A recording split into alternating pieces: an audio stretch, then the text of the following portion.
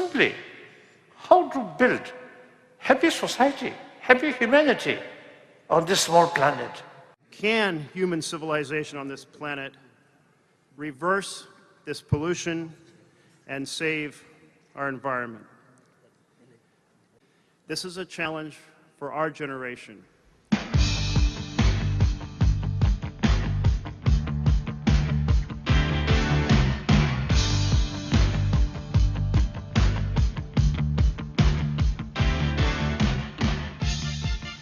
Basically, ecopsychology is an area of psychology that looks at how human beings are either in or out of balance with their ecology, with their environmental or natural surroundings.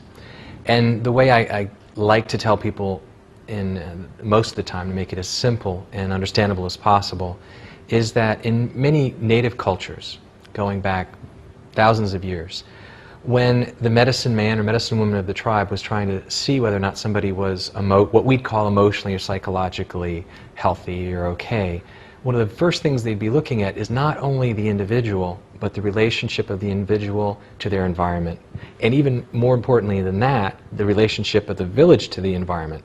So their understanding of mental health went way beyond just being a skin-encapsulated ego, which most of our traditional psychology does. They're looking at that person in relationship to the whole ecology or environment that they're in. So ecopsychology in some ways is a new spin on a very ancient idea. Well, I decided to go back beyond Freud and then to place his work within a larger framework of spiritual healing, psychotherapy in the most general sense of the term. Because if you look beyond the modern Western schools of psychiatry, you find that in traditional society, it is understood that sanity and madness have to be defined always in relationship to the natural habitat. And that indeed, to a very large extent, madness is understood to be an imbalance between the individual and the natural environment, or between an entire tribe or a people and its natural environment. That's a much larger conception of what sanity and madness are. And so my feeling is that the indigenous cultures have a lot to offer our understanding of sanity and madness in this one significant respect, that there has to be a balance between the psyche and the natural world around us. That, I think, has profound ecological implications. One of the first things I like to do and talk with people about is their relationship with nature in general. You wouldn't believe how many people don't look up at the sky, or how many people have never gone in the Gulf of Mexico before, or the last time they ever took a walk on a nature trail. And these seem like silly questions at first to people who are coming in with serious problems: divorce, death of a loved one, severe depression, or even manic depression, even schizophrenia. But one of the ways it can be applied is, are you connected to the earth? Are you connected to the world at large? All of our ancestors saw a continuous connection between the human world and the natural world. And what's strange, actually, and weird, is that in the last 2,000 years, we've been taught that we are somehow separate and superior and different than nature, and nature somehow doesn't feel or doesn't have an experience. Native tradition and ecopsychology finds this to be true, and there's interesting research, Secret Life of Plants. Ecopsychology draws from what's called deep ecology, which says that not only is nature part and parcel of the human world, but it's considered as important. And when you think about the trees were here for, millions of years before we were, and actually created the atmosphere for us to breathe in. And if you look at anybody who looks at the carbon-oxygen cycle, as trees let out the oxygen, take in the carbon dioxide, we breathe out oxygen, they take in, and breathe out the carbon dioxide that they take in. You see that they're part and parcel of who we are, and that we're simply two parts of one being in a way, the Gaia hypothesis or the Gaia theory. Looking at the ways that we think, ideas that we have that are very widespread and just seem normal, but when you look at them a little differently, you see, well, wait a minute, I should really be questioning these. And these are pretty deep leverage points once you start questioning them. To me, it's a practice of liberation. Well, one of the really controversial issues in modern psychiatry and psychology is the whole issue of the social system itself. What happens when the social system is mad or insane? Yeah. Can you have sane people? Yeah, Freud also addressed himself to this issue, asking the question, how do we define madness if we decide, if we suspect that an entire culture may be embedded in what he called collusive madness or communal neuroses? Where does the therapist then look for a baseline to define sanity and madness? Freud raised this issue. He never came up with a successful answer to it. Later schools like radical therapists have. They have called into question the existing social definition of madness and sanity in ways that have profound social implications. Perhaps an entire society is mad, in which case you don't simply want to adjust people back into another condition of madness. The way in which I take this issue up is to suggest that there is a madness involved in urban industrial society that has to do with our lack of balance and integration with the natural environment. That this might be an interesting baseline to use for the definition of sanity as we move into the next century. That is, we need to recapture that sense of being embedded in nature, being in a condition of reciprocity with nature that you do find in traditional forms of healing. Now, I don't think we can simply adopt any other culture's conception of sanity and madness. We have to work out our own. And that, I want to suggest, is as much a job of the ecologist as it is of the therapist. So ecopsychology is the term I've used to try to define a common ground between two fields that have so far not been on speaking terms. Psychologists on the one side, and ecologists on the other. Psychology needs ecology, ecology needs psychology.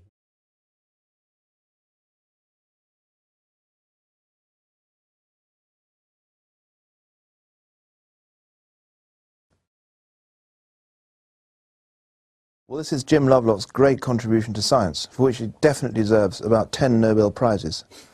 At least one, anyway. And that is that the Earth as a whole is a great system.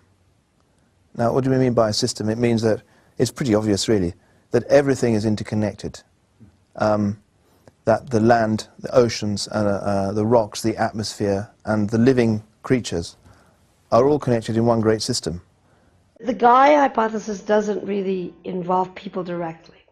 What it says is that our planet is very different from Mars and Venus, and the differences can be understood by the cycling of matter that's due to life, all different kinds of life. So what's staying constant is the system. So you could say that Gaia is a set of ecosystems where the cycling must be complete. In other words, you start with carbon dioxide, and it must be so-called fixed. It has to be converted into all kinds of organic compounds and end up back as carbon dioxide. Now, you take that for nitrogen. It's in the air. We can't use it at all. We're completely dependent, not on plants, but bacteria inside plants and bacteria by themselves, to take that nitrogen, to convert it into something that is edible to us.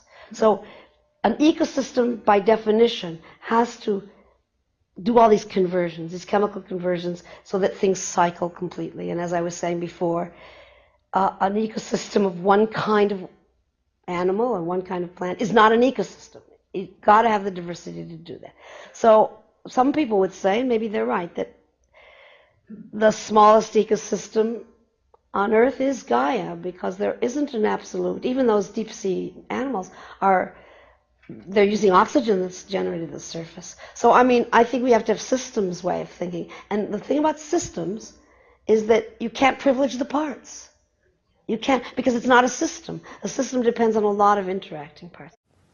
So, Lovelock says life radically affects and changes the water, the atmosphere, and the rocks, but then they feed back to influence which life forms can exist. So we have a feedback, you see. And he went further. He said, something that's surprising emerges as a result of this relationship, and that is that the whole system, the whole Earth system, is able to regulate its surface conditions to within the narrow limits that life can tolerate over huge periods of time. And that's basically the Gaia theory, if you like. This is a completely revolutionary insight in science, at least it was at the time. Now it's completely accepted in science that living beings have a massive influence on climate. Western science and Western philosophy, even in Western religions, we have always considered human beings as the masters of the earth.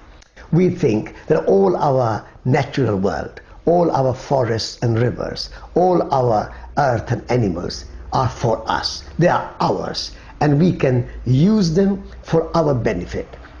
Even the environmentalists use a very rational, scientific, human-centered approach that we have to preserve the earth and its environment. We have to take care of the forests and rivers and animals. But the reason that we have to conserve them and preserve them and take care of them is because we can use them for human benefit. So forests are a medicine chest for humans and so on. So that is shallow ecology. Deep ecology goes a bit further and says Earth is not here just for us. There are 8.4 million species on this earth, and they have as much intrinsic value and right to be and live undisturbed, unpolluted, uncontaminated as human beings have right to live. So giving nature a rightful place and giving nature and recognizing nature's intrinsic value is the main idea of deep ecology. So there is a tree there. The tree is good in itself. Tree is not good because it is useful to humans. Tree is not good just because it gives us a kind of oxygen or firewood or wood for the house or flowers or fruit. Tree has intrinsic value. River has a right to flow unpolluted, uncontaminated, undammed. Deep ecology suggests that the fundamental problem is the illusion of separation between ourselves and the living earth, that we, through thousands of years of conditioning, through this idea that we are the crown of creation and the measure of all being, this anthropocentric arrogance that lets us think that only man was created in God's image, only man has a soul, everything else is here to be subdued and dominated and to be in fear and trembling of us, has resulted in us having a very shallow identity, what Joanna Macy called, we have become skin-encapsulated egos and been unable to understand the wider context, the biological fabric within which our lives are woven. And so I feel that Gaia theory and deep ecology have been very important for me to get my bearings, to align myself with a deeper truth from which my actions could spring forth. One unique concept in Buddhist philosophy, that is interdependency, interconnectedness.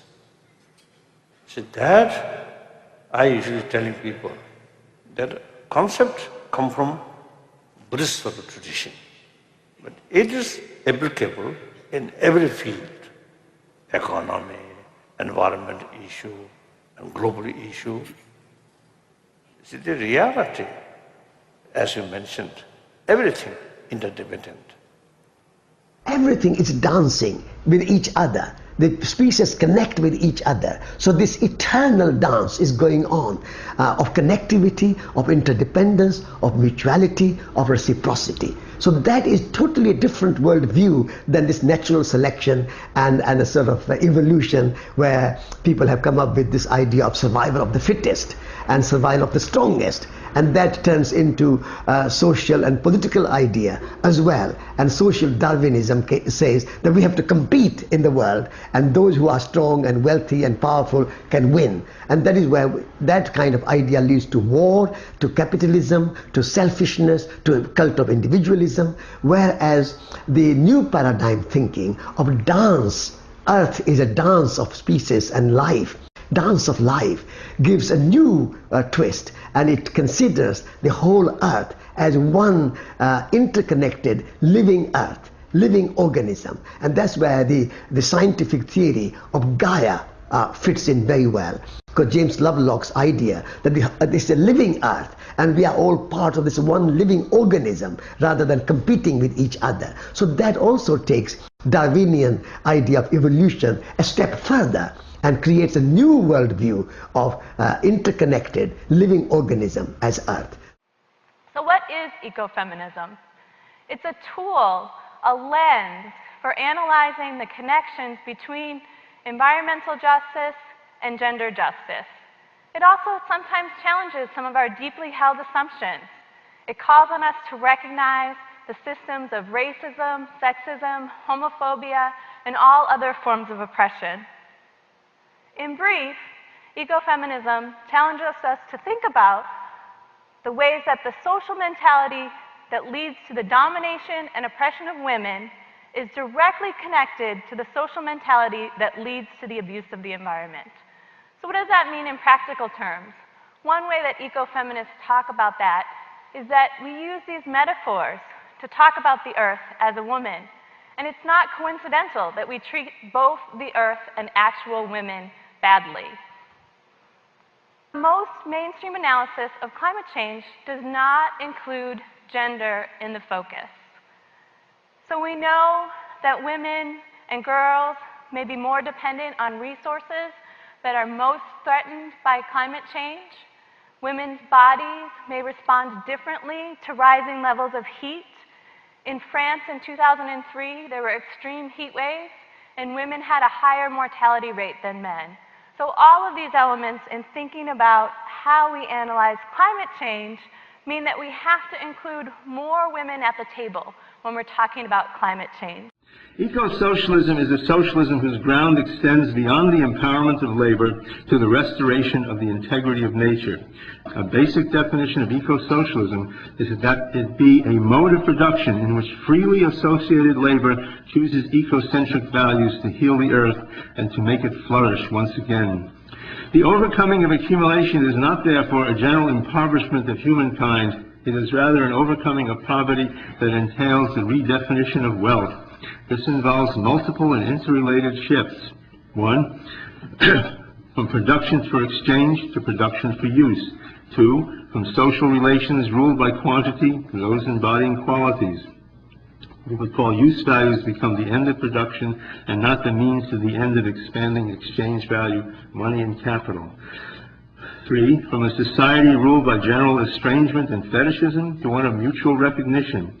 From another angle, this entails a shift from egotism to solidarity. 4. From the notion that the world consists of many disconnected, split-apart things to that it is an organically differentiated plenum. Nature should no longer be seen as something split apart from the human, but as the human body writ large. This entails a notion beyond use value and radically beyond exchange value. That the nature and the whole of the universe has an intrinsic value, a value which we receive from it without having to make anything out of it. Indeed, a value beyond production itself and in relation to which production takes shape. Many of our thoughts are actually colonized. We like to think that we're such individual thinkers, but they've been planted. They've been planted from the very beginning by our culture, by this time that we happen to be born into, by whatever gender we happen to be born into, by whatever class structure we happen to be born into, by the parents that we got and the friends that we got and the experiences that we have. And all of these things lead us to think a certain way, but we can be led back out. Svante Arrhenius, who went on to win the Nobel Prize in chemistry, predicted that if we keep burning fossil fuels, we're going to experience 1 degree centigrade warming in 104 years. And he missed by that much. By the year 2000, we were at 0.8 degrees centigrade above 1850. So a pretty remarkable prediction. Robert Watson at NASA was speaking to a Senate Environment Subcommittee on Environmental Pollution in June of 1986. Says we can expect significant changes in climate in the next few decades. And then along comes the United Nations Advisory Group on Greenhouse Gases in 1990, reporting that beyond 1 degree C, if we get above 1 degree C, that may elicit rapid, unpredictable, and nonlinear responses that could lead to extensive ecosystem damage. The Intergovernmental Panel on Climate Change points out more than 5 years ago that we're headed for a 1 degree centigrade warming by the end of the century.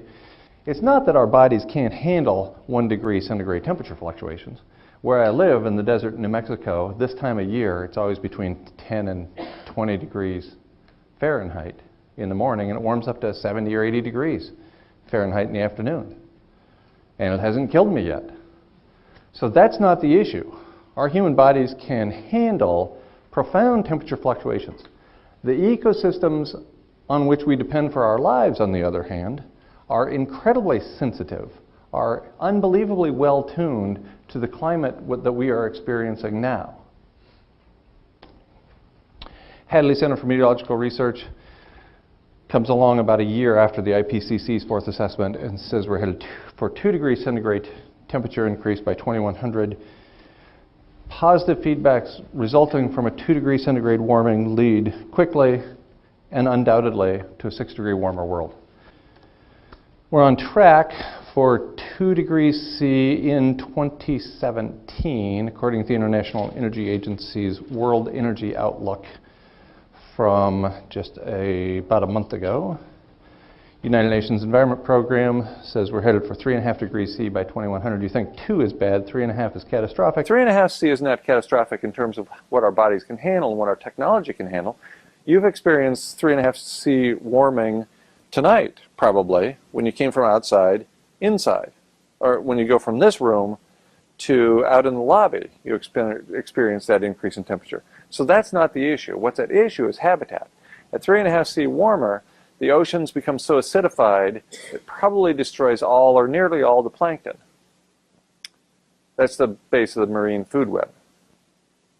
That's half the food on the planet.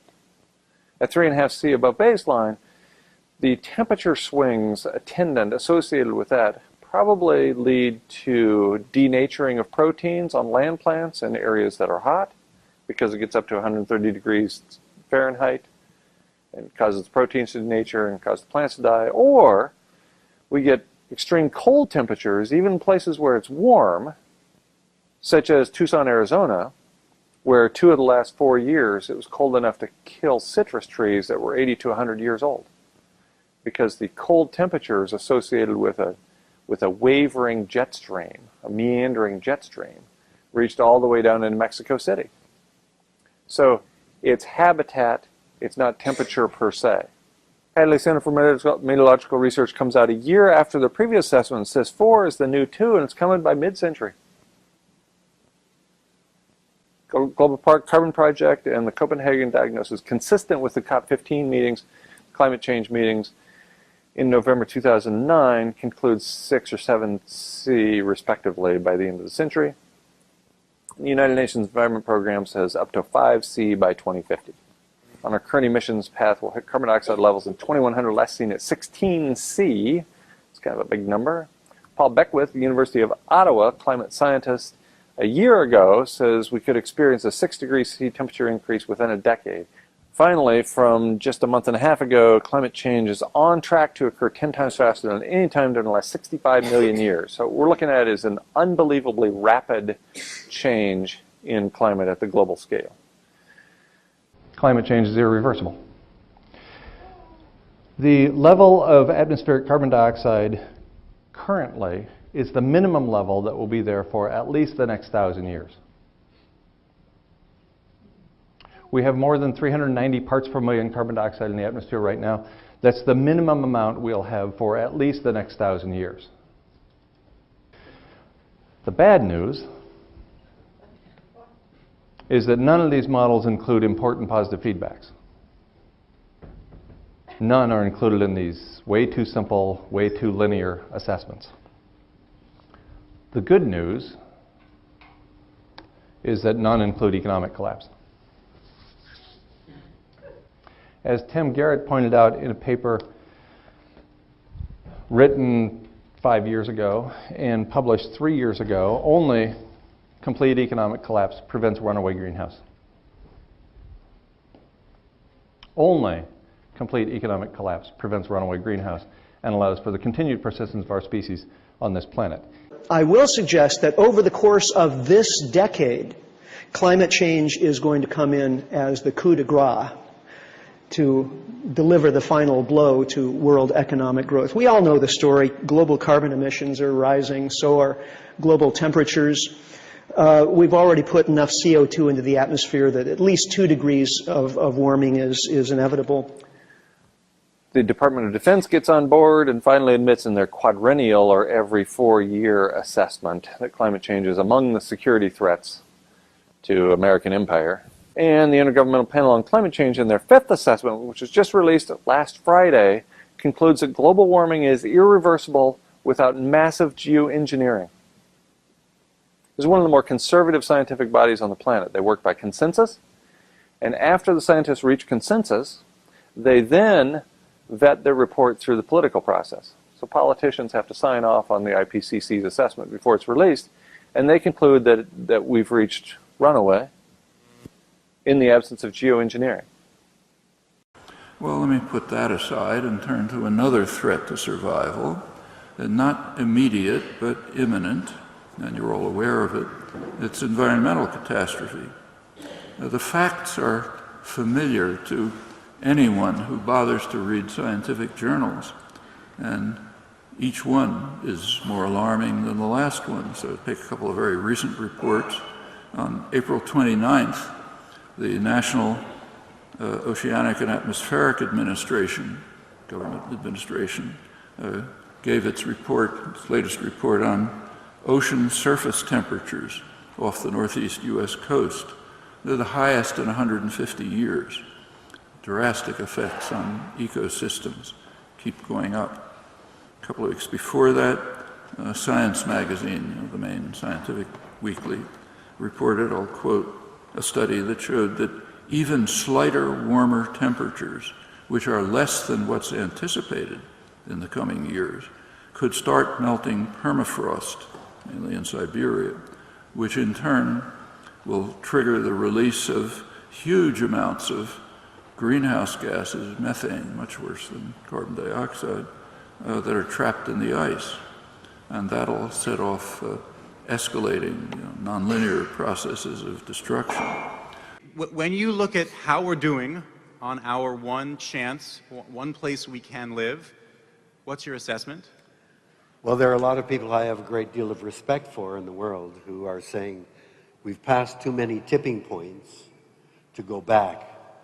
The announcement of 400 parts per million, absolutely catastrophic. If you talk to some climate scientists, they will tell you that it's severe, but it's not apocalypse, that it's not. There are now inevitable changes, but we might be able to deal with them if we start reducing our carbon emissions now. So everyone agrees that it's a serious situation, but some people think that we can deal with it by reducing carbon, by these famous wedges by Sokolow, I think it is, that you just energy efficiency, carbon reduction measures, and we can get a grip on it now. There's still time to get a grip. Whereas others, like Jim Lovelock, as you know, say that it's already too late, because the changes now that have been set in place cannot be reversed. One example he gives is the loss of sea ice, particularly in the Arctic, which is disappearing catastrophically fast. And you can do a simple calculation that shows that just the sea that will be exposed to the sunlight, the dark sea exposed to the sunlight, will be in the Arctic Circle once the sea ice is gone. It will be enough to warm the Earth as much as we've warmed it already through our emissions of greenhouse gases, which is a lot. It's nearly 1 degree centigrade. So that's a huge amount. And once that starts, you see, it's a positive feedback. Once the Earth warms, these effects propagate around the entire system. The Amazon forests disappear, the boreal forests march northwards with their dark green leaves and warm the planet even further. Permafrost melts. So we end up in this, well, it's called a tipping point, or a series of tipping points, in which suddenly this whole system shifts from one steady state to another steady state incredibly fast. in a non-linear way, very, very quickly. You know, small effects you would have thought would have small consequences, but small effects suddenly propagate through the whole system and bring about catastrophic changes. The problem is we're really on the edge right now. We've already had a rise in global average temperatures of about 0.7 degrees Celsius. This is considered anomalous, and it's outside the range of up to the last 1,000 years of natural variations in temperatures. People have to understand that we've created a way of life that's fundamentally unsustainable. And that doesn't mean that it's just, you know, ecologically irresponsible. It means that it can't continue.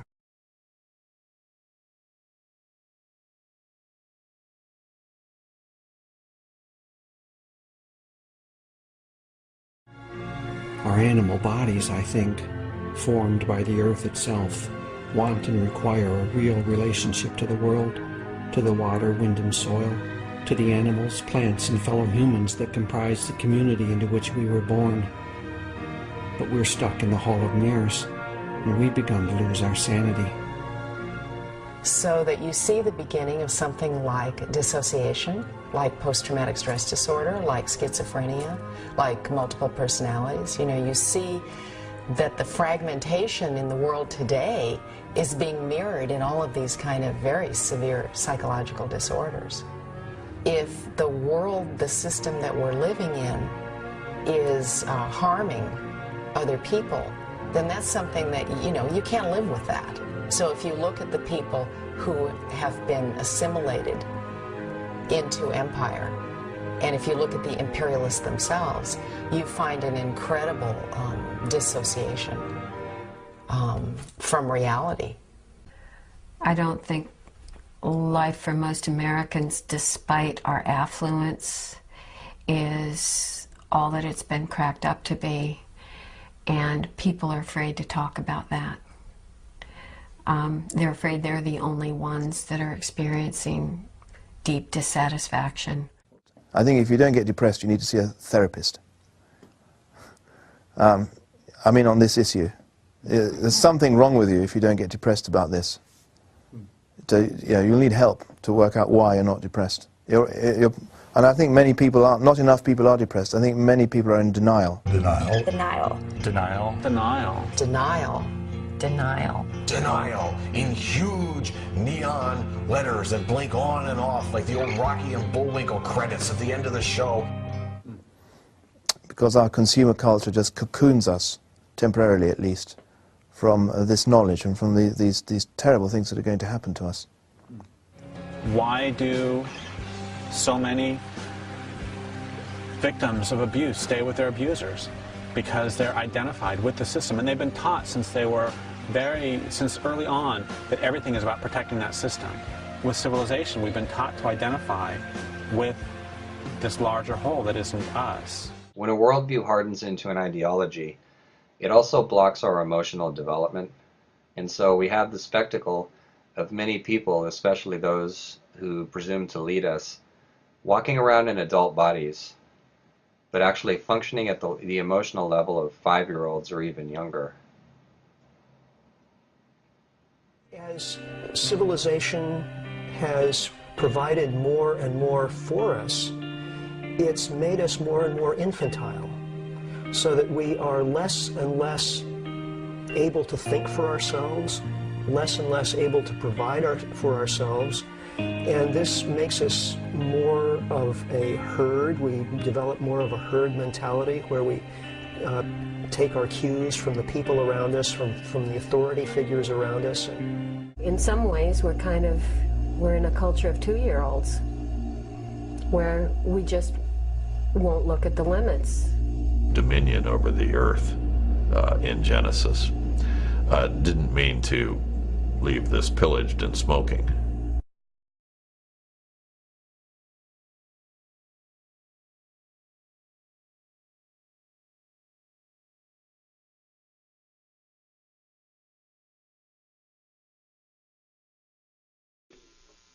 So the disconnection from nature is the big disease, and I really treat it like a psychological disease.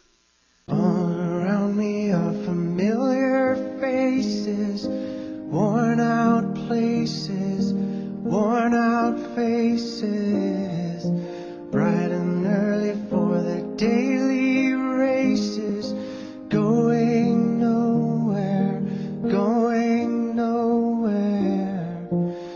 Their tears are filling up their glasses, no express. Every one of us is living in this little comfortable bubble that's completely disconnected from the real world of animals and plants and soil and water and natural forces that produces everything that's of any meaning whatsoever on this planet. Everything that we receive, everything we see, hear, smell, taste, feel, originates in or is mediated by humans and machines. That affects our consciousness. It gives us an inflated sense of our own importance and of what reality is, as if because we've made it, it makes it most real. I think we are acting like addicts. We have all this wonderful life, but we cannot believe we can lose it. That is too horrible a thought. So the fear is expressed in adding more and more stuff, stealing more and more from the earth, and acting more and more irresponsible is the word, just irresponsible, and even angry. And the person who wants abundance, who wants to revel in abundance, can't think of it in terms of a rapture before nature, a rapture for the sea or a gazelle, thinks of it in terms of stuff. Stuffs his or her life with stuff. Everything is concretized. Everything is materialized in a gross way, and that requires the strip mining of nature, the destruction of the environment.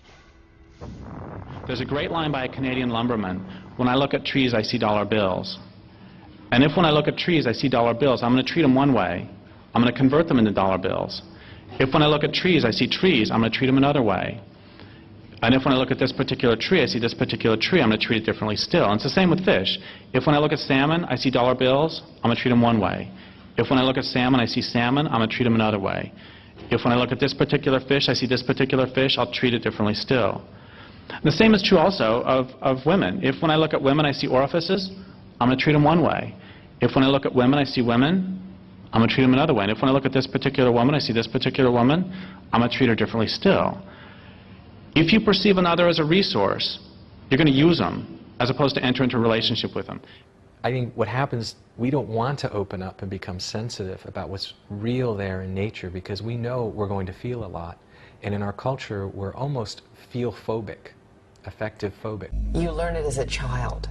You know, you learn to not feel the kind of pain that is inflicted upon you by the lack of connection, by being in a crib by yourself in a dark room, you know, by not having the breastfeeding, by not having the constant contact with other people's bodies.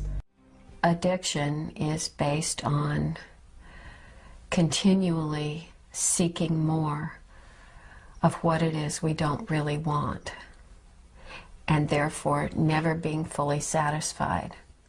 There's a deep need, there's a deep hole, a deep longing, a deep fear, a deep grief, a deep rage.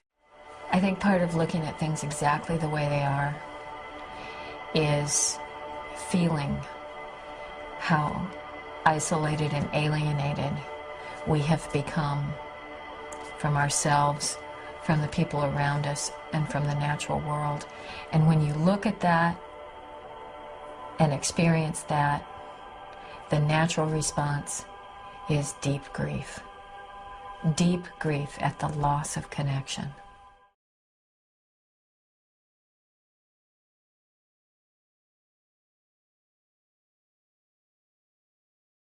A city could be defined almost as a human ecosystem that grossly exceeds the carrying capacity of its local environment.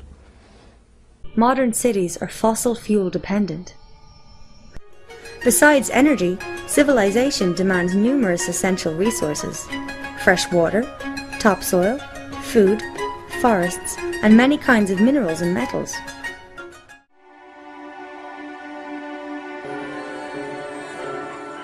civilization is a way of life characterized by the growth of cities.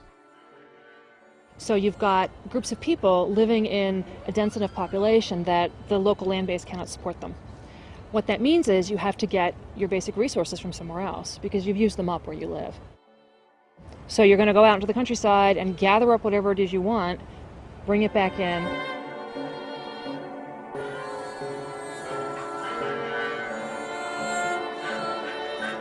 Industrial civilization, civilization itself, but especially industrial civilization, is not and can never be sustainable. It doesn't take a rocket scientist to figure out that any way of life that's based on the use of non-renewable resources won't last. And the first premise is that industrial civilization is not, and civilization itself, but especially industrial civilization, is not and can never be sustainable. Like, okay, that's nice. What's civilization? And, you know, I've been bashing civilization for about 15 years now, and so I figure I'd probably better finally define it. And the definition that I'm using is that civilization is a way of life that's characterized by the growth of cities. And that's defensible both linguistically and historically. Well, that's nice, Derek, but what's a city? And a city, I've defined as a collection of people living in numbers large enough to require the importation of resources. And what that means is the Tolowa, on whose land I now live, were not civilized. They didn't require the importation of resources. They didn't live in cities. They lived in villages, camps, and once again, they didn't require the importation of resources. They would eat salmon and clams and huckleberry and salal and salmon and salmon and salmon and salmon, and then usually through the winter they would eat a lot of salmon. And the Tolowa lived there for 12,500 years if you believe the myths of science. And if you believe the myths of the Tolowa, then they lived there since the beginning of time. And this culture has been there for 180 years, 170 years, and the area is getting pretty trashed. Two things happen as soon as you require the importation of resources. One of them is that your way of living can never be sustainable. Because if you require the importation of resources, it means that you've denuded the landscape of that particular resource. And as your city grows, you'll denude an ever larger area. And the other thing it means is that your way of life must be based on violence. Because if you require the importation of resources, trade will never be sufficiently reliable. Because if you require the importation of resources and the people in the next watershed over aren't going to trade you for it, you're going to take it. Which means we could all become junior bodhisattvas, and it wouldn't matter. The U.S. military would still have to be huge, because how else are they going to get access to our oil that just happens to be under somebody else's land? If they require that oil, they're going to take it. So those two things are really fundamental. Because I've been talking about resources, so I want to go back to what I was saying before about any way of life. Another way to look at all this is any way of life that's based on the use of non-renewable resources also won't last. I mean, it doesn't matter what resource you're talking about. I mean, you would think that if you have a way of life that's based on the use of, I don't know, let's just choose a random example, oil.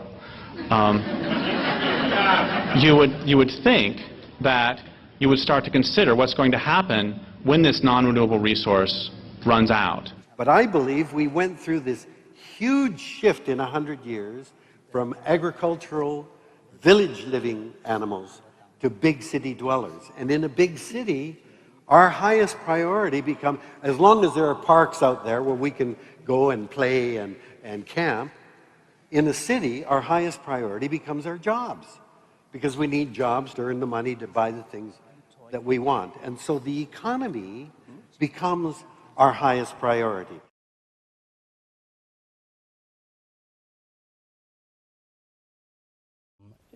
It's absolutely imperative that we begin to understand what unfettered, unregulated capitalism does, the violence of that system, which is portrayed in all of the places that we visited.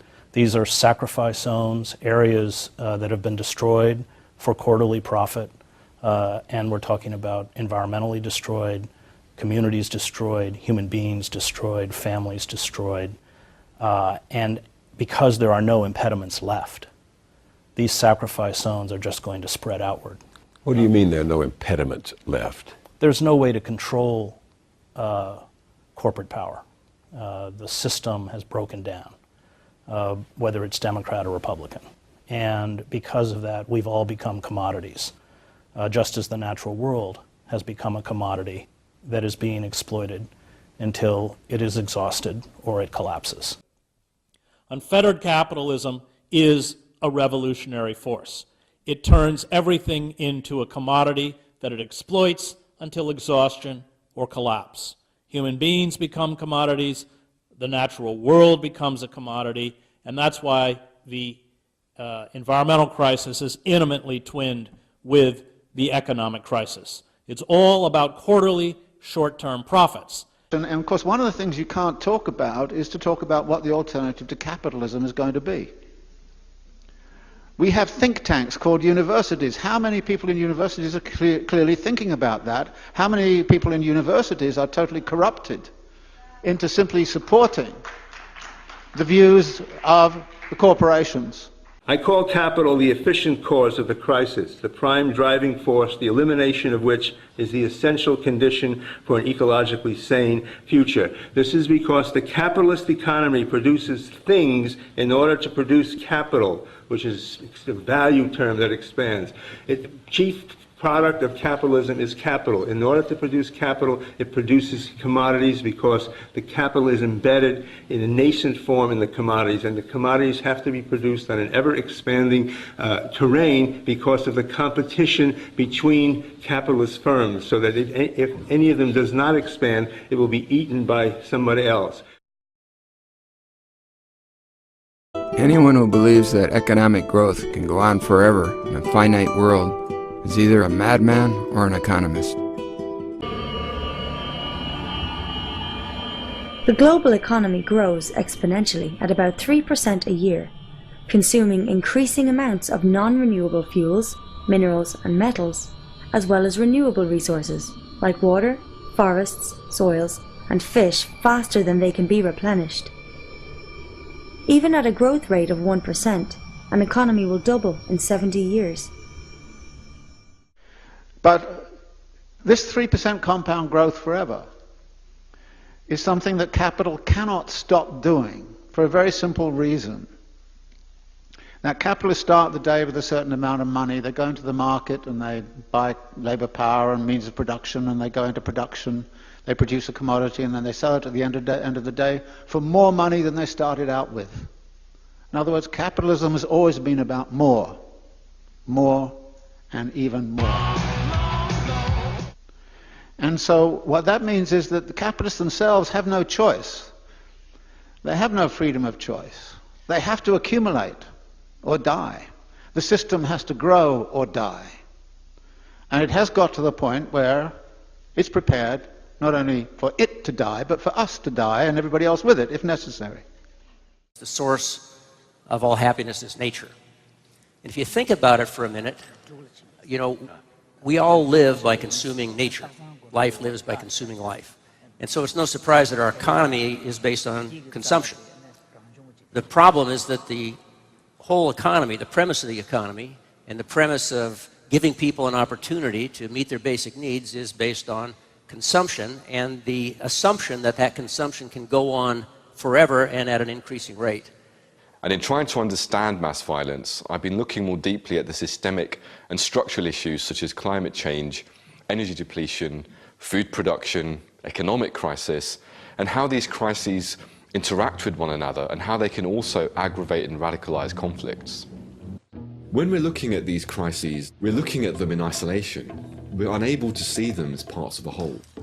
So, to the extent that you have climate scientists looking in a very narrow sense only at our interference with our environment, and looking only, for example, at environmental degradation, they're not able to see the links that that has directly with the structure of our global economy, and how that structure, in a way, compels us to go on this path of infinite growth. Just to survive, just to stop our businesses from failing, they have to continue growing every year. They have to increase their profits. That's just your baseline for survival. So the doctrine of unlimited growth is a failed doctrine. It cannot work, and it's creating absolute disaster. we can present it as being the transition from the industrial growth society to a life-sustaining society. What determines the nature of this political economy, how it sets its goals, how it measures its success, is in terms of how it grows, how fast it grows, and grows in what? Health, longevity, wisdom, beauty and grace in the eyes of God. I mean, what? Profit. Exactly. So that right away shows you that this, from the system's point of view, is a doomed political economy. It's a doomed system on runaway because it is seeking to maximize one part of it. And once you do that with any system, everything goes out of whack and it begins to devour itself once you try to maximize one part. Then you can't have balance, which means you can't have sustainability.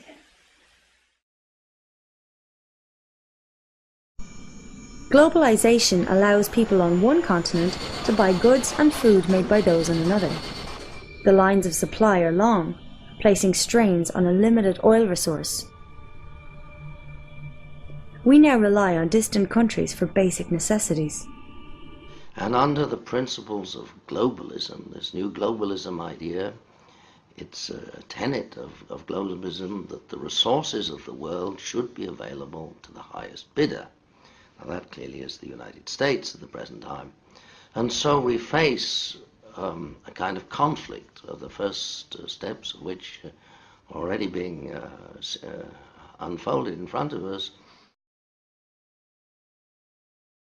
I used to think that was about some failure of human psychology or our love of the status quo or something like that, but I've changed my mind. I think most people, faced with the spreading plague of drought and flood and failed harvest, are ready to take action. The problem is the fossil fuel industry. It's the most profitable enterprise in the history of the Earth. Exxon makes more money each year than any company in the history of money. And much of that profit is based on a simple fact. Alone among industries, it doesn't have to clean up after itself. We let coal and gas and oil barons use the atmosphere as an open sewer into which to dump carbon, their main waste product, for free. That's a sweetheart deal. 109 countries have enacted some form of policy regarding renewable power, and 118 countries have set targets for renewable energy. In contrast, one country, the United States, has not adopted any consistent and stable set of policies at the national level to foster the use of renewable energy. Now, that's not because of public opinion. Public opinion strongly supports measures to deal with a looming crisis. U.S. public opinion not very far from other parts of the world. At this point, of course, any of you who read climate science reports understand that we have very little time left. The shredding of the Kyoto Accords in Copenhagen and the failure since, which were tepid enough, not to ratify any accords with any kind of teeth, means that the fossil fuel industry, in essence, drives our energy. The United States situation, then, it has been importing oil from the Middle East. It depends on foreign imports. And in fact, it's long been official government policy announced for many years now that access to foreign oil is for the United States a vital national interest, justifying, where necessary, military intervention. I think to start off with, you have to look at the effects of climate, which have not been considered in any of the oil sands approvals. In fact, both the Alberta government and the Energy and Utilities Board have refused to consider that climate is changing. And so that this political theater, which we are witnessing, is a charade. The Democrats are as beholden to corporate power as the Republicans. The judiciary has become a wholly owned subsidiary of the corporate state. I think a basic question that we have to ask ourselves is who foments the system? And perhaps we have to then look at, if we are an empire, where's the emperor? Because there is no emperor of the world today, and the United States doesn't have an emperor, it seems. But in fact, we do. We have the equivalent, and that is what I call the corporatocracy, which are very few, primarily men, who run our biggest corporations, and through them they control the United States government and every other one in the world, too, that they want to control. And it doesn't matter whether in the United States we have a Republican or a Democrat in the White House or in Congress. There are details that make a difference, but from the standpoint of expanding the empire, it happens under both regimes because it's controlled by the corporatocracy. And in fact, at the highest levels, the people in the government and the people at the top of the big corporations are one and the same. They go through what we call the revolving door. So one year somebody's president of a huge corporation, and the next year he or she is Secretary of State or Vice President or even President. The corporate capitalistic world is the problem. It is the core problem. It is not so simplistic, but it is at the core.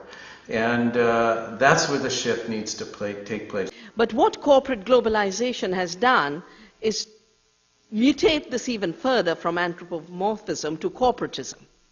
And now the only legal personality is not trees, not rivers, not fish, not humans, not ordinary citizens, but fictitious corporations. And that's the crisis we are in. And that's the crisis we have to address by a balancing of rights and a balancing of the recognition of the rights of nature on whose support we exist. At this point, of course, any of you who read climate science reports understand that we have very little time left. The shredding of the Kyoto Accords in Copenhagen and the failure since, which were tepid enough, not to ratify any accords with any kind of teeth, means that the fossil fuel industry, in essence, drives our energy. The formal mechanisms of power don't work. We've undergone what John Ralston Saul calls correctly a coup d'etat, corporate coup d'etat in slow motion, and it's over. They've won. We live in what the political philosopher Sheldon Wolin calls a system of inverted totalitarianism. And by that he means it's not classical totalitarianism. It doesn't find its expression through a demagogue or a charismatic leader, but through the anonymity of the corporate state. That in classical totalitarian regimes you have a reactionary or revolutionary party that replaces one structure with another. In inverted totalitarianism you have corporate forces that purport to be loyal to the Constitution, electoral politics, the iconography and language of American patriotism, and yet internally have seized all of the levers of power to render the citizen impotent. Which leads one to the question of why, and this is, I think, in some ways the key question, why we haven't, as a society, engaged in dealing with this problem. Why there's been in Washington a 20-year bipartisan effort to accomplish nothing entirely successfully. And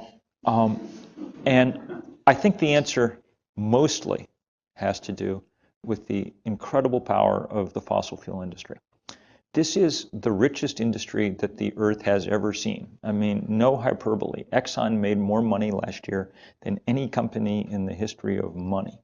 It's also about the nature of the economic system, which is propelling us to consistently try to get control of more and more resources, to produce more and more, in the interests of a corporate system of agribusiness, which is based not on trying to meet people's needs, but based on trying to meet the profits of a tiny minority of agribusiness corporations who have no interest in sustaining the environment and no interest in population needs, but their interest is simply to make as much food as you can and sell as much as you can to the people who are going to buy it.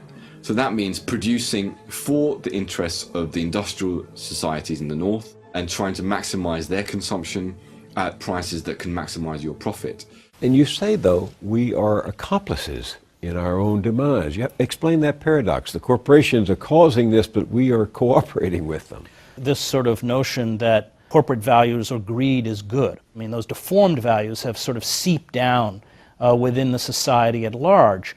And they're corporate values. They're not American values. I mean, American values, I think, were effectively destroyed by Madison Avenue when after World War I, it began to instill consumption as a kind of inner compulsion. But old values of thrift, of self-effacement, of hard work were replaced with this cult of the self, this hedonism. And in that sense, we have become complicit because we've accepted this as a kind of natural law. The very forces that we document in this book are the same forces that are responsible for destroying the ecosystem itself. We are watching these corporate forces, which are supranational. They have no loyalty to the nation state at all. Reconfigure the global economy into a form of neo-feudalism. We are rapidly becoming an oligarchic state with an incredibly wealthy class of overlords. Sheldon Wolin writes about this in Democracy Incorporated into what he calls inverted totalitarianism, whereby it's not classical totalitarianism, it doesn't find its expression through a demagogue or a charismatic leader, but through the anonymity of the corporate state that purports to pay fealty to electoral politics, the Constitution, the iconography and language of American patriotism, and yet internally have seized all of the levers of power. This is what it means when lobbyists write all of our legislation, or when they stack the Supreme Court with people who serve the interests of corporations. Exxon by itself, one company with 10 guys or something on its board of directors, has 6 or 7% of the carbon necessary to break the planet. And they're going to burn it, and they spend $100 million a day looking for more. That means that they are, I think, a rogue industry. Outlaw, not against the laws of the state, because they basically get to write the laws of the state, but outlaw against the laws of physics and chemistry. And that's what we somehow need to internalize if we're going to build the movement necessary to break their political power before they break the planet. The problem is greed.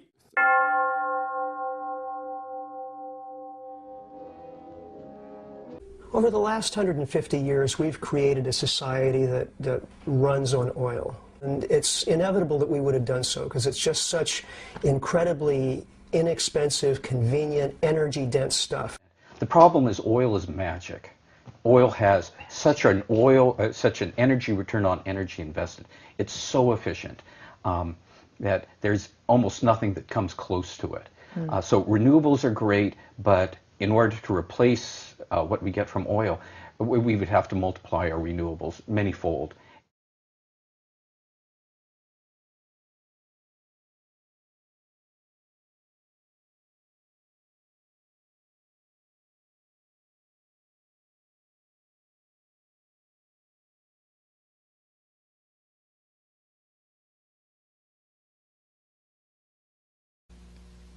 So U.S. energy policy from, say, 1885 to 1975 was basically just dig and drill, use as much as we possibly can, because it's making us rich, and we have so much we'll never possibly run out.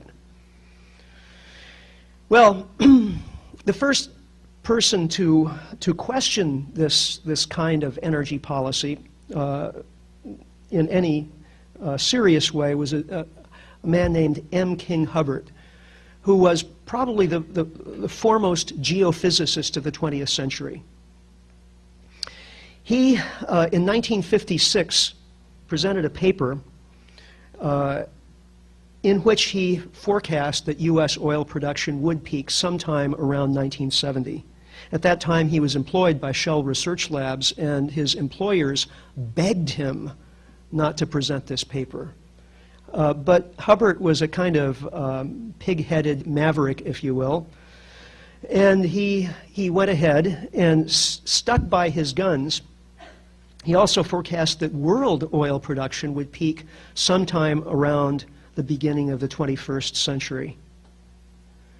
Well, U.S. oil production did reach its maximum in 1970. It's been generally declining since then.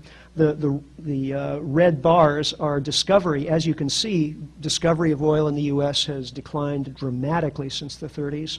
Discoveries of new oil peaked right around 1963, 64. That was a long time ago. So we're not talking about a couple of years of bad luck in exploration. This is a long established trend. We've been discovering less oil with every passing year. Peak oil means that you have reached your highest sustainable supply. You've peaked. Most people, when they think about oil, think of when we're going to run out.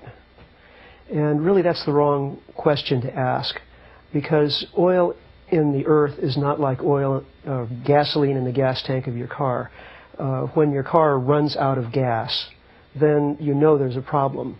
But it doesn't run out until you get to the last drops. But with oil in the earth, it's a very different situation.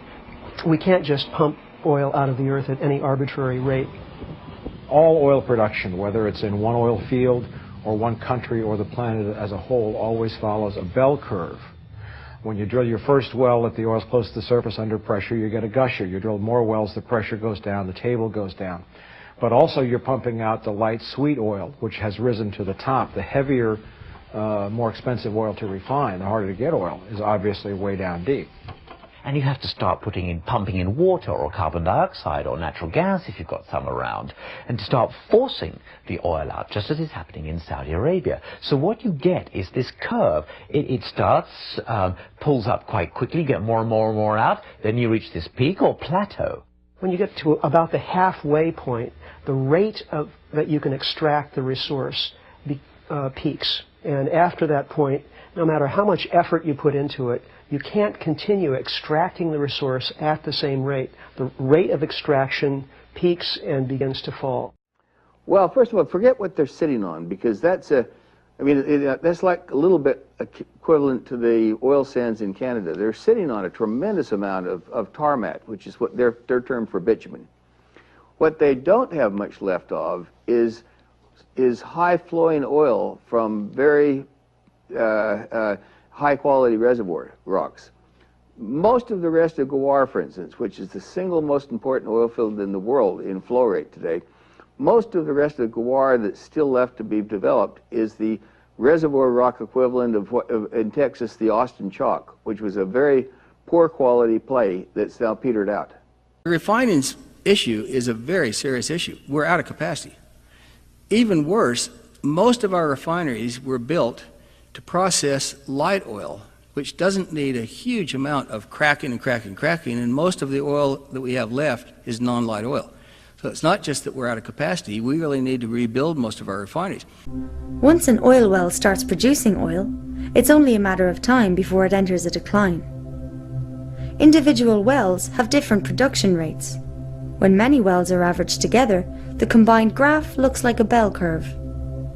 Typically, it takes 40 years after the peak of discovery for a country to reach its peak of production, after which it enters a permanent fall.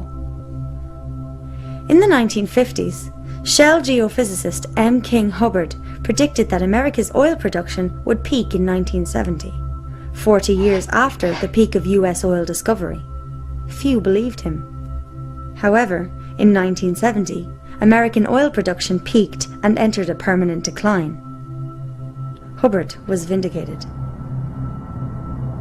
From this point on, America would depend increasingly on imported oil. This made her vulnerable to supply disruptions and contributed to the economic mayhem of the 1973 and 1979 oil shocks. The 1930s saw the highest rate of oil discoveries in US history. In spite of advanced technology, the decline in the discovery of new American oil fields has been relentless. More recent finds, such as Anwar, would at best provide enough oil for 17 months. Even the new Jack 2 field in the Gulf of Mexico would only supply a few months of domestic demand. Though large, neither field comes close to satisfying America's energy requirements. Evidence is now mounting that world oil production is peaking or is close to it.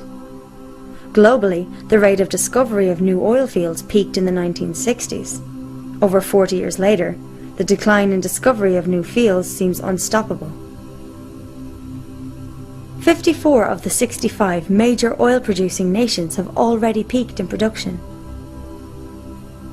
Many of the others are expected to follow in the near future. Well, first of all, having been an energy investment banker now for almost 39 years, I spent most of my career just assuming that everything I'd been told by almost everyone I knew was right, that the Middle East was basically sitting on an ocean of almost free oil, and that the biggest ocean of that lied in Saudi Arabia. And I had no reason to question that until I finally, about 5 years ago, started doing some research into how many supergiant oil fields do we still have left, how many giant oil fields we have left, and that led me into something that anybody, a grade school student, could have figured out if they'd looked at the data. There were 35 supergiant oil fields ever found in the Middle East, and the last one was found 40 years ago. And then I started looking at some technical reports that would occasionally come out, talking about the unbelievable ramp-up in high technology that was being used in keeping these old fields going. And I started wondering, could this be one more myth that the industry has sort of lived with? And within about 6 months of very intensive research, going through the technical papers that reside within the library of the Society of Petroleum Engineers, all written by, peer-reviewed, written by people within the system, I came to the conclusion that we need to prepare ourselves for the time that the giant fields of Saudi Arabia, the supergiants, come down with the same declines that we've seen in Prudhoe Bay, the same declines we've seen in the fields of the North Sea, because those days are right in front of us, and we have no plan B when that happens. Also, there's so much debate about this date of peak. It really misses the point to a degree, because whether the peak came last year, this year, or in 10 years' time doesn't really make that much difference, because it's not a high peak, it's only the maximum, a rather gentle curve. And the real impact of all of that, which is beginning to be realized, is not the peak itself, but the vision of the long decline that follows peak. And that's a relentless, remorseless decline that goes on forever at 2 or 3% a year. It's not individually very much, but that eats into our supply very seriously and ever worse. And what peak oil generally portends is that after some fairly short period of being at peak oil, you start into a decline. It's like I mean, use Switzerland. You go into the Alps and you reach the peak. When you reach the peak, you're at the top of the mountain. Sometimes down the other side is very, very gradual slide, and other times down the other side is a fairly stiff. If you look at oil fields in the North Sea, for instance, virtually every great oil field in the North Sea peaked. Most of them, once they peaked, over the next decade had a decline of 40 to 80% in their daily production. What matters is the vision that after this peak, you have a decline of only 2 or 3% a year. But there's a huge difference between climbing for 150 years and descending for 150 years. We're witnessing right now in Mexico the biggest visible collapse of a supergiant oil field in Cantarell. And when it peaked in May 2005 at 2.2 million barrels a day, most of the people within Pemex thought it could stay there for a long period of time, and it's now down just below 900,000 barrels a day. So it's declining now by about 30% per annum. And the implications for North America from that one field are absolutely stunning. The rate with which oil has been coming out of the ground has stagnated. It's stagnated at 84 million barrels of oil a day, which sounds like an incredible number, but that's what we use to power ourselves at today's rate of use. And as the world population continues to grow, and as prosperity presumably continues to grow and people power up in their energy use, we get to a situation where there isn't any excess capacity to keep that powering going. And at some point, you end up with a flat supply and a growing demand, and you have serious problems. And that's the nature of peak oil. that not only is the United States depending on Middle East supply, but so is the rest of the world. China is desperately trying to increase its economy. You know, it has aspirations to be a two-car family, you know, like everybody else. So the Chinese are going to be looking for access to Middle East oil. The third world, Africa, although their needs are small, they're also going to be wanting access.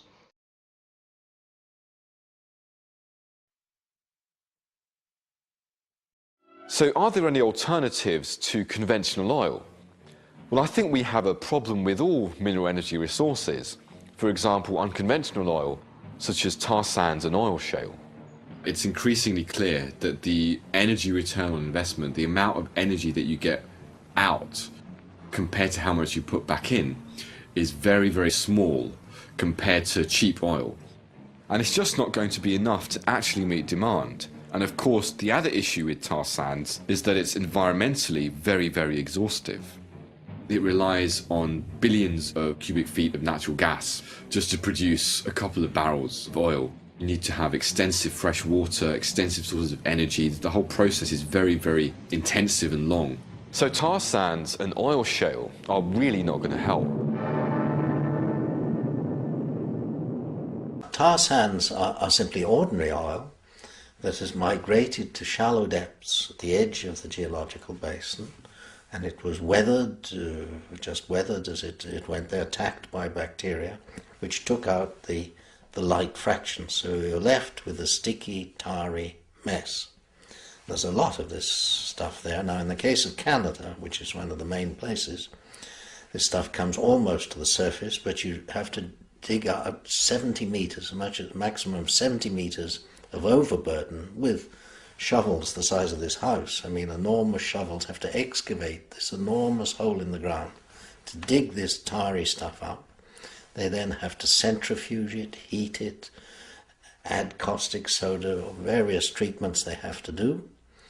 And up till now, they've used stranded gas in Canada, little gas deposits, to fuel the mammoth plants that are taken to do this.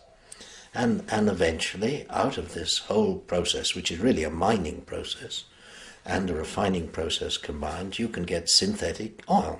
Perfectly good, perfectly reasonable. Digging the bitumen out of the ground, squeezing the oil and converting it into synthetic crude is a monumental challenge. It requires vast amounts of capital, Brobdingnagian technology, and an array of skilled workers. In short, it is an enterprise of epic proportions, akin to building the pyramids or China's Great Wall, only bigger. The tar sands are the largest industrial development and the largest energy project on the face of the planet. The land that we're talking about being disturbed is an area 149,000 square kilometers, an area the size of the state of Florida or the entire country of England. The tar sands are a very interesting example of end-to-end environmental degradation, whether it be excess use of water, whether it be toxic sludge that's out there affecting ecosystems, or whether it be greenhouse gas emissions. Tar sands production uses enough natural gas to heat 3 million homes and spews out as much greenhouse gas in a day as 1.34 million cars. And what peak oil basically means is you get to this point where it becomes geophysically more difficult for you to actually extract the oil from the ground. And so your oil production begins to decline and it just won't go back up. The question that is on people's minds is, when globally are we likely to peak? And what is that going to mean for industrial civilization?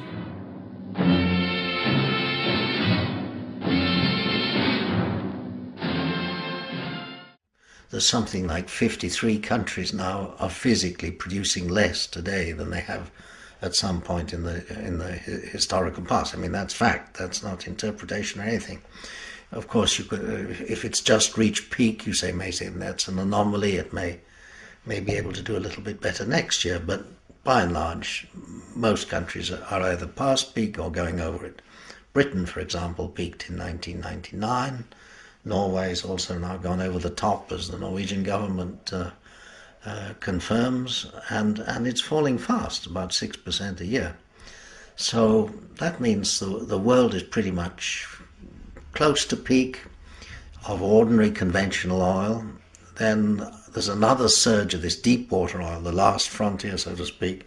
There's a little surge of that coming in probably. And then, of course, there's the heavy oils of Canada and Venezuela that come in. There's a huge resource. There's no shortage of it, but the extraction rate is extremely slow and expensive.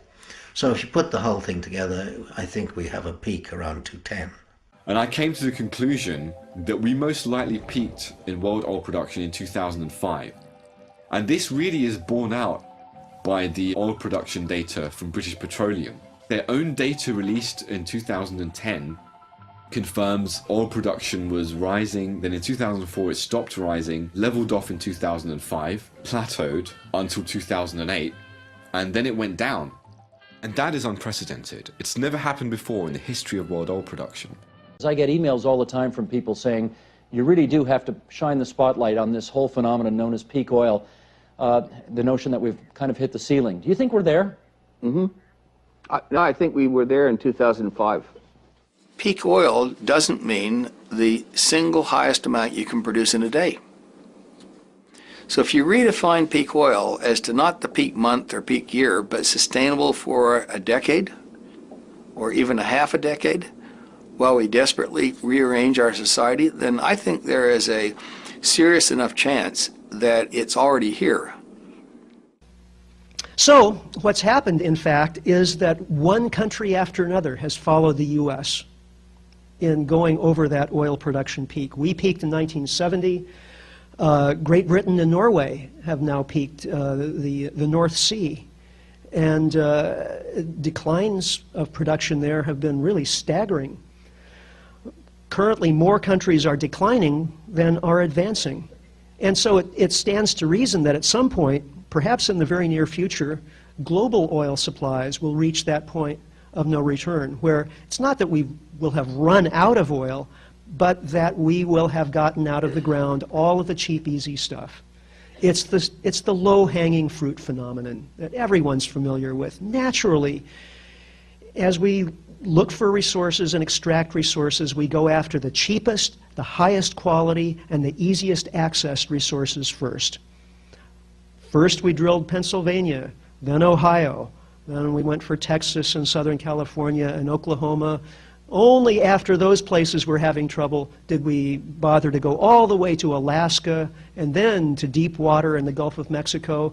Now we're talking about the North Pole. We're talking about ultra deep water. We're talking about extracting stuff that isn't even oil, that is such low-grade hydrocarbon that it takes almost as much energy to extract and process the stuff as it yields in the end. We've arrived at peak oil. But that doesn't mean that we've completely run out of oil. There's still oil in the ground. It just means that we've reached the end of the age of cheap oil. We're now going to find that oil prices are much more expensive, and that this is going to limit our ability to conduct our societies in the way that we're used to. To acquire energy, you have to use energy. The trick is to use smaller amounts to find and extract larger amounts. This is called EROEI, energy return on energy invested. Conventional oil is a good example. The easy-to-extract, high-quality crude was pumped first. Oilmen spent the energy equivalent of 1 barrel of oil to find and extract 100. The EROEI of oil was 100. As the easy-to-find oil was pumped first, exploration moved into deep waters, or distant countries, using increasing amounts of energy to do so. Often, the oil found now is heavy or sour crude and is expensive to refine. The EROEI for oil today is as low as 10. If you use more energy to get the fuel than is contained in the fuel, it's not worth the effort to get it. It is possible to convert one fuel source into another. Every time you do so, some of the energy contained in the original fuel is lost. For instance, there is unconventional oil, tar sands and shale. Tar sands are found mainly in Canada. 2/3 of the world's shale is in the US. Both of these fuels can be converted to synthetic crude oil. However, this requires large amounts of heat and fresh water, reducing their E or OEI, which varies from 5 to as low as 1.5. Shale is an exceptionally poor fuel, pound for pound containing about 1/3 the energy of a box of breakfast cereal. Every year we have polluted more water than the year before. So everybody uses water, right? Well, to get water, many countries pump it from ground aquifers, and nature replenishes that with rainfall and snowmelt water. Peak water is when you are pumping water from the ground at about the exact same rate that nature can replenish it. But if we go beyond peak water, we are over pumping our water supply and the aquifer is going to empty. So why is this a problem? A lot of reasons. Firstly, the water pumped from aquifers is used on our farms to grow food. Research published by the Earth Policy Institute showed that once you hit peak water, you pretty much hit peak food and you can't produce any more year on year. For example, Syria, it hit peak water in 2001 and now their grain production has fallen by 32%. And as we learned before, if demand stays the same, and demand for food is always going to stay the same, that means the cost of food rises. Amazingly, the same research by the Earth Policy Institute suggested that the United States, Mexico, Spain, Morocco, Tunisia, Lebanon, Syria, Israel, Saudi Arabia, Jordan, Iraq, Yemen, Iran, Afghanistan, Pakistan, India, China, and South Korea were beyond peak water in 2012. All of those countries were pumping their aquifers faster than they replenished. They are running out of water. The problem even arrived in California, one of the largest wine producers in the world. And farmers there in California are having their water allowance cut because of a lack of fresh water in California's aquifers. If we go back to 1998, the aquifer has lost about 1.5 times the volume of Lake Mead. That's a huge amount of water. How much is left in the aquifer? Let me see how I can sugarcoat this.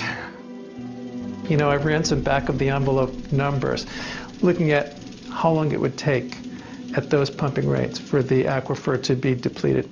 And I got a number between, say, 60 and 100 years. So at the low end, 60 years, that's frightening. I think California is in trouble. The combination of climate change growth and groundwater depletion spells a train wreck. There's another interesting example in Saudi Arabia. They have been expanding their own food production, and they've only been able to do this by pumping huge amounts of water from a very deep water table underground. You can actually see Saudi Arabia's grain production expanding in these satellite photos over time. But Saudi Arabia is a desert, and that water table doesn't really replenish. So this kind of food production will have to stop in 2016 when the water literally runs out. Peak water is the idea that we are effectively running into constraints and limits on our water use, on water availability, on water quality, on the ecosystem impacts of the consequences of our using water. Peak water doesn't mean we're going to run out of water. Water is a renewable resource. But peak water means that we're running into limits. We're running into renewable peak limits where we can no longer increase the amount of water we're taking out of rivers when we take all of it. We're running into non-renewable peak water limits where, very much like oil, we're over-pumping a non-renewable groundwater supply, a non-renewable aquifer, and it becomes more and more expensive and more damaging and more difficult to pump groundwater, and that's a peak non-renewable limit. And we're running into peak ecological limits where the use of additional water causes more ecological harm than it provides economic benefit. And that's a peak ecological limit. And as we run into these peak water limits, we have to think more carefully about the kinds of water we use, about the kinds of things we use water for, and about the policies we put in place to make sure that we're not exceeding these limits in the future. When it comes to fresh water, we probably take about half of the available fresh water. Part of the way we've fed the planet over the last 30 years, as we've doubled population, is to use a whole lot of water. Our agriculture is now the leading user of water in the world, and in this nation as well. Our watersheds in the United States have been so highly developed that even small changes in the amount of water that falls are beginning to cause large implications for society's availability of water. The advantage of the idea of peak water is that it lets us think differently about the limits that face us. It lets us think differently about the limits to the water that's available for us to use, and about the water that it's appropriate for us to use, and about the policies to put in place to avoid the bad things that happen when we reach or exceed peak constraints. We're very bad at understanding peak water limits. The idea is relatively new. We don't measure peak water carefully. We don't collect the data necessary to understand when we're approaching or exceeding peak water limits, but without a doubt we are exceeding peak water limits in more and more regions of the world. And that's going to have implications for our economies. It's going to have implications for our environment. And so understanding and applying the idea of peak water is the first step toward developing strategies in institutions to avoid the worst disasters associated with overuse and inappropriate use of our water resources, and the first step to developing the kinds of policies in place that we want to put in place to avoid the worst things that will happen.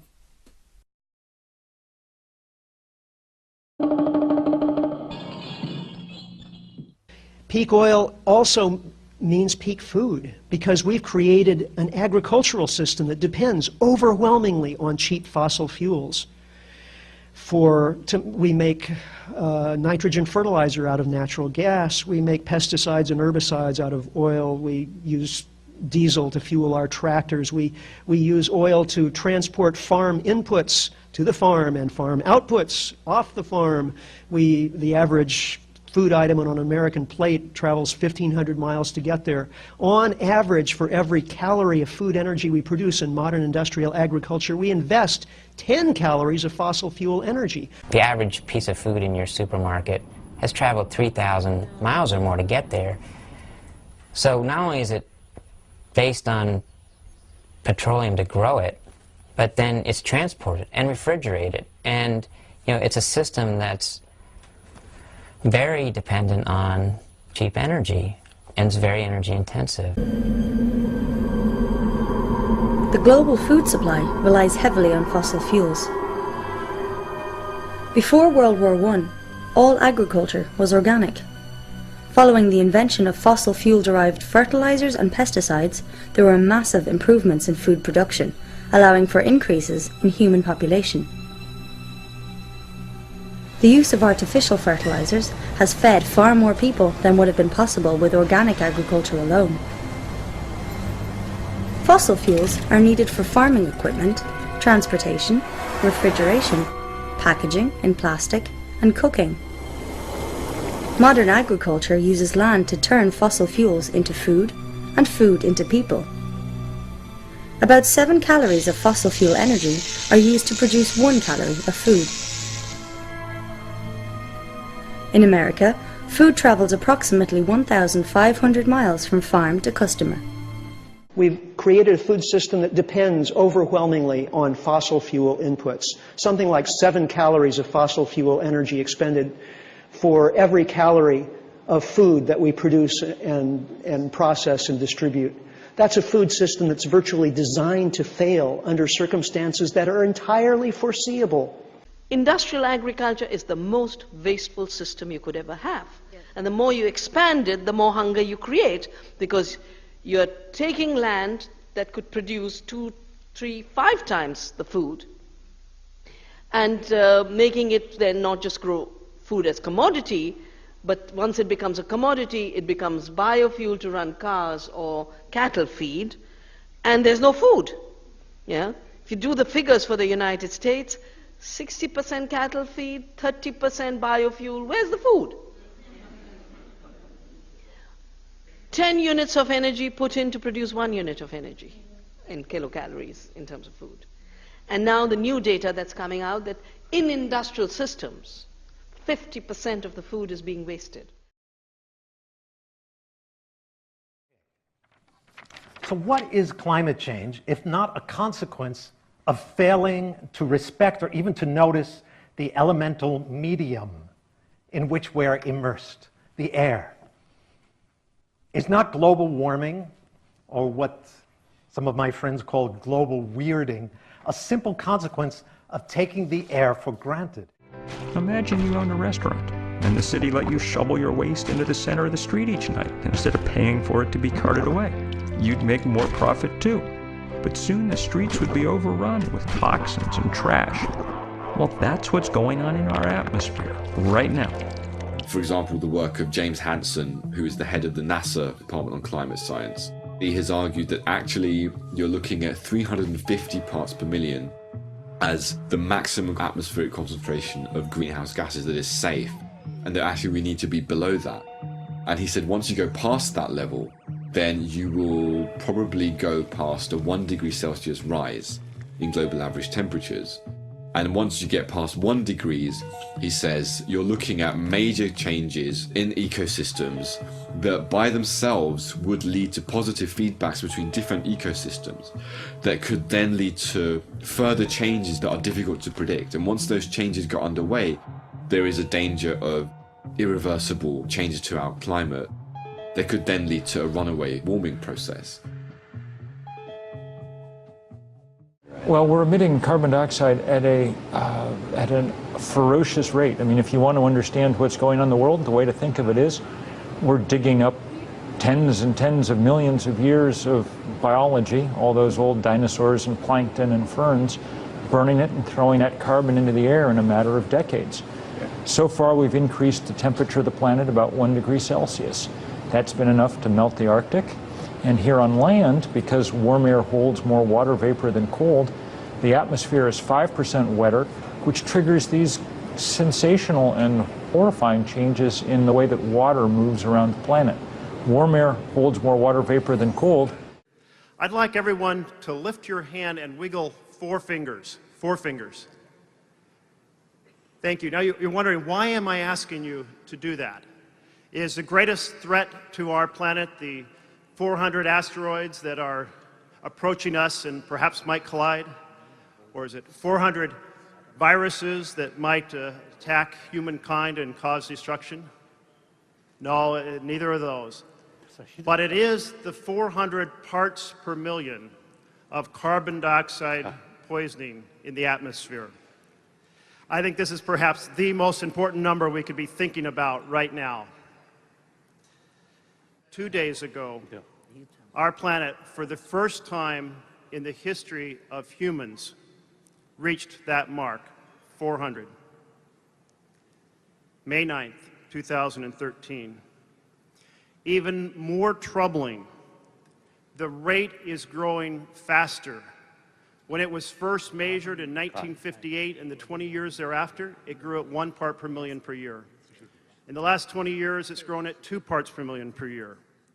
In terms of atmospheric concentration of greenhouse gases, we're currently at 445 parts per million, which is well over the 350 limit suggested by Hansen. In terms of where we are with fossil fuel emissions, we already are past the danger point.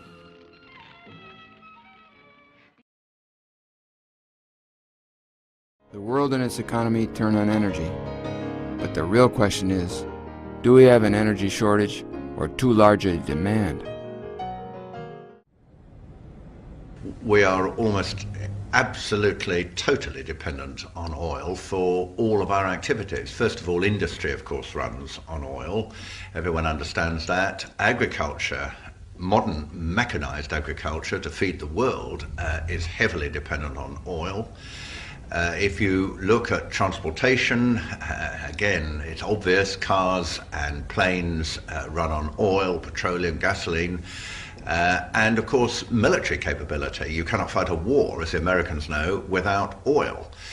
So every aspect of human existence is dependent on oil, and when we reach that point, when we get to maximum production, maximum supply capacity relative to demand, that is a very significant point.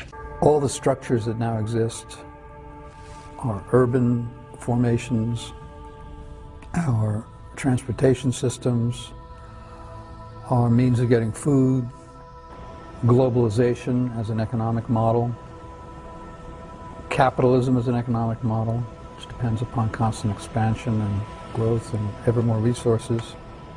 It cannot possibly continue to exist because they're all based on the root base of all of it is the existence of cheap energy. Let's start with energy. As I mentioned a little bit earlier, energy is crucial for understanding all of this. Why? Because it's all about energy.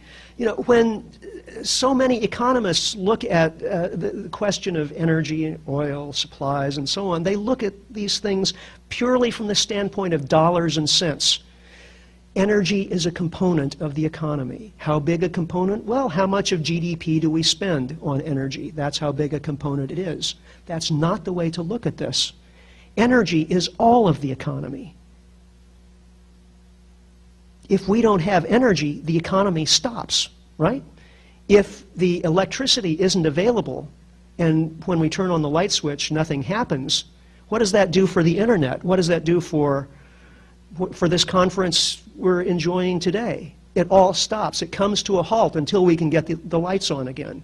The same thing with oil for our cars. If the gas stations run out, the 18-wheelers stop supplying the grocery stores, etc., etc. Energy is the economy. So really, energy is at the base of all economic activity. It's at the heart of the economy. For centuries and millennia, we used basically renewable energy sources. That changed with the Industrial Revolution, where we gained access to energy sources that had been formed and concentrated by nature over the course of tens of millions of years. In the mid-90s, I finally stumbled across a realization that, in fact, a lot of other anthropologists had figured out earlier, which is that energy is the key. Energy is what drives human societies, just as it's what drives all of nature. Everything I've described to you is basically a process of developing more energy in the sense of net energy, energy returned on energy invested. Now, with hunting and gathering, we were able to eke out about a 10-to-1 net energy profit ratio. For every unit of energy that we expended in chasing down animals or finding roots and berries and so on, we got about 10 units of food energy in return. What did we use the surplus on? Singing and dancing, reproducing, doing all the things that are necessary to make a society work. With agriculture, we improved that net energy capture somewhat. But with industrialism, basically, the system has gone haywire. We have developed net energy sources so extraordinary that it's enabled us to create a society in which maybe only 1% of us actually have to farm or produce energy directly in that sense, and all of the rest of us can sell real estate or flip hamburgers or do all of these other things. This is the growth of the middle class. Of course, there were some prerequisites. We had to develop metallurgy and gears and mining equipment and then a simple heat engine. A single liter of petrol contains the energy equivalent of weeks of hard human labor. Now, it's hard to specify an exact number of days because, of course, it depends on, how big the person is who's pushing the car and whether they're using their arm muscles or leg muscles and so on. But I think it's defensible to use a nice round figure of 1 month hard labor energy equivalents of a liter of petrol. So how much are you paying for a liter of petrol in New Zealand right now? Just a little over $2. So think about that. A month's labor for $2. That's a bargain, isn't it? Well, that's why we have mechanized every process of production and transport that we possibly could over the past 200 years. It's given us enormous economic benefit. When we hear about labor productivity, we're not really talking usually about people working harder and longer. Generally speaking, we're talking about people using more fuel-fed machinery to accomplish more work than they could do with their hands. Ever large development projects such as megadams irreversibly alter watersheds. Massive and sometimes thousands of kilometer-long power lines disfigure the landscapes, magnifying the impact of the dams. Desperate measures to keep the industrial growth monster alive, like increased nuclear power, are being discussed in many nations. All of this to feed the insatiable appetite for growth and the purported benefits of the globalized economy. But this is a dead-end street.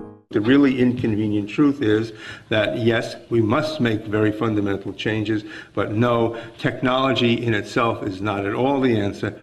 We've waited too long to develop alternative energy sources, and there's also the likelihood that even all of these alternative energy sources put together won't be able to power industrial societies in the way that we've been accustomed to with fossil fuels.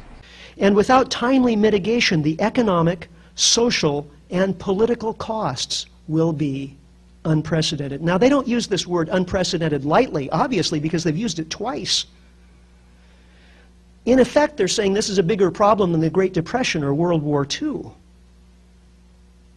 They go on to say viable mitigation options exist on both the supply and demand sides, but to have substantial impact, they must be initiated more than a decade in advance of the peaking. Why? Because it takes time to deploy all of the strategies that we're going to need. Yes, we could build more fuel-efficient cars, but it takes a little while to retool the factories to build those more efficient cars, and then not everybody buys a new car every year, as we're finding out right now. In fact, it takes about 15 years to change out the whole fleet in good times. So this is about a 20-year strategy just to make our our auto and truck fleet more fuel efficient.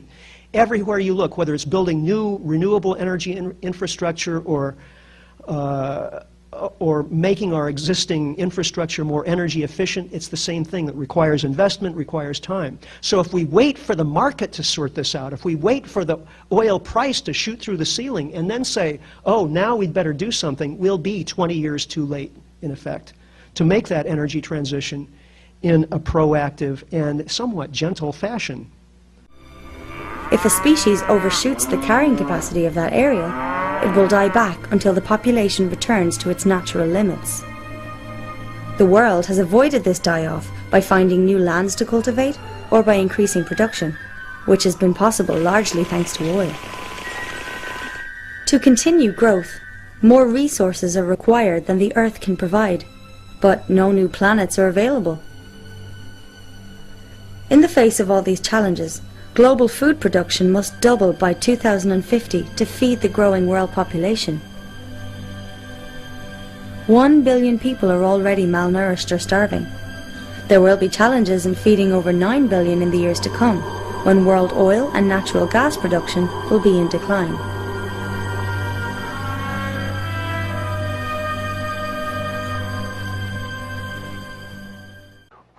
What people in America, the United States, and I'm sure Canada too, really don't understand is that when oil got to $147 a barrel, it was dirt cheap. And the reason I say that is it was just around, about 22 cents a cup. And do you know anything you can buy in Toronto for 22 cents a cup of any value? It is interesting how much money the consumers spend in North America on sporting events compared to the bargain they get on gasoline, and they whine about paying too much for gasoline, and they just shrug off going, I mean, you can come to Houston and go to the Toyota Center and see a great basketball game with the Houston Rockets playing, and people pay $8 for a glass of beer, and I watched that and I think, where are these people getting their money? And yet the same people will basically be interviewed on television and say, I was ripped off. I had to pay $4 a gallon for my gasoline. And I say, we got so spoiled. I mean, the world got spoiled rotten on having free energy. And those days are over. The basic cause of it all is the end of cheap and abundant energy. Cheap oil is the party that we've been enjoying for the past 150 years. And that party is coming to an end. Within our lifetimes, we're going to see the end of the age of oil. Energy is necessary for everything we do. All cultures are based on stories. The culture of civilization and empire comes with its own unique set of beliefs and impulses. Listen to some of the stories that have brought us to our present predicament. There's never quite enough. We're innately flawed. It's heresy today to say, let's stop growing. Hard work is morally virtuous. More is better. The physical world, as I see it, is everything. We can solve any problem. I mean, they actually say that the way to be happy is to own more stuff. We are to subdue the earth and have dominion over it. We own. We own the planet. We own everything here. We own these resources. Humans have rights, and nothing else have rights. There are many times in which people just don't want to be told that such and such a place is off limits to them.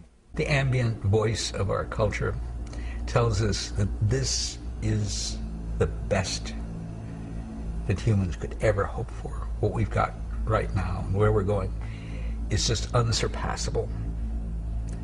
Ergo, any alternative has got to be worse. There were other civilizations besides ours. They did not think that they had the one right way to live and that everyone in the world should be made to live that way. We are taught to think that we are humanity. If there are other people out there that were different from us, well, they're degenerates or they're just not as far advanced as we are. We came along and began doing things and building civilization, and this is the way humans were meant to live from the beginning, which is one reason why we can't give it up. Science has given us a way of understanding the Earth in such a way as to enable us to use the planet. That's the challenge, the use of the planet. And that's the fatal aspect of science, is that science gives us the power, but it doesn't explain how to use the power.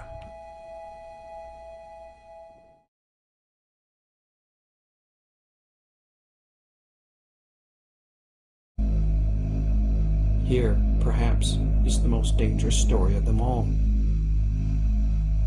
We are superior to all other creatures, and our lives are independent of theirs.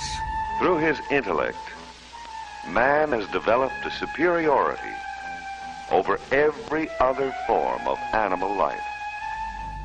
For most cultures and through most history, we've seen ourselves as part of the Earth community. Humans are one element of the Earth community. We are one strand in it.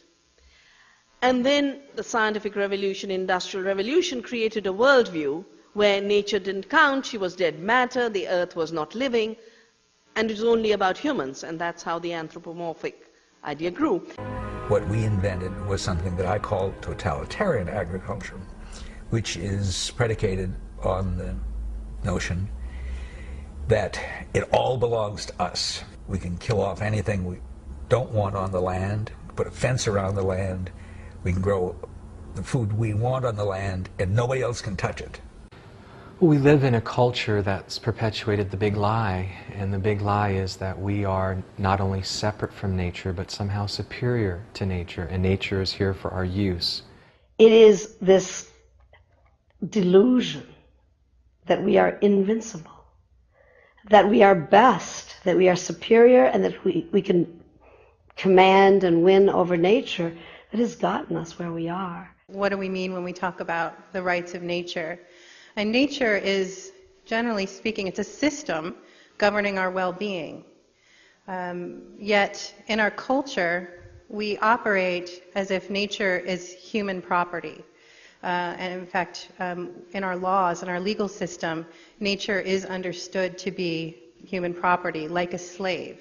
That the whole earth is just there for us, that we humans are the only species with sentience, and that everything in the earth, all the trees, the forests, the rocks, the minerals, are all there for us to exploit, that we've actually been placed here on this earth to use the scientific method and scientific rationality to exploit the earth merely for human benefit.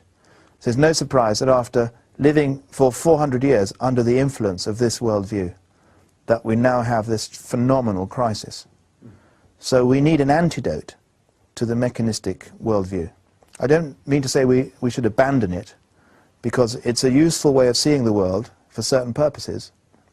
It's useful as a tool, but it's not useful as the guiding metaphor for an entire culture. We act through the lenses of the way that we see the world. And I believe that the great challenge is that very recently we've acquired the sense that we're in control. We've lost our sense of what our home is. Somehow we've removed ourselves from nature, which is the source of everything that matters to us. A lot of the problems that we face are there because we think the world works in a certain way. We think it's always worked that way and that's just reality, but that's not how it is. So there are deeply seated assumptions in that. For example, the idea that nature is made of inert matter, that everything around us is dead, that nothing is conscious, that in fact, okay, animals maybe have consciousness. They're starting to recognize that, in the mainstream now. But definitely humans have it, right? So somehow the idea is that consciousness, it doesn't exist, and then all of a sudden, it blossoms in us, yay! And that's why we should be in charge of everything. Another assumption that leads out of that is that humans can and actually should control nature. We are embedded in this complex matrix of many whole systems, the system of air and water, right? Our own body, we can't even control something or understand things in our own body, let alone a planetary thing. So that's just incredible chutzpah. I think the idea that we can and should control nature is like, give me a break. What I'm trying to do, like many others, is to heal this terrible mistake that we made in our culture around about the time of the scientific revolution, more or less, when we began to seriously believe that the Earth is nothing more than a dead machine. Not just the Earth, but the whole cosmos. You know, when René Descartes' followers cut open live dogs, and the dogs screamed in pain, Descartes said to his followers, ignore the screams, they are merely the creakings of a machine. So we've believed that the whole Earth is a machine. The modern mainstream environmental movement of the big environmental organizations, Greenpeace and Sierra Club and the others, is rooted in that very same cultural lie that nature is resources. Nature is things to be used and managed. Nature is as the philosopher Martin Heidegger put it, just a vast gasoline station that we can just endlessly extract from. They may say we need to manage it more wisely, but as long as they maintain the mindset that we are the lords of creation and creation exists for us as resources to be transformed into commodities for us to buy and sell, as long as they maintain that perspective on what it means to be an environmentalist, then they're working within the same framework of an ultimately self-destructive path that the culture is on. That we've been falsely made to believe that human well-being depends on the destruction of the earth and her resources. We have lost a whole range of human understanding. Before there ever was science, humans understood the universe, how to relate to the universe.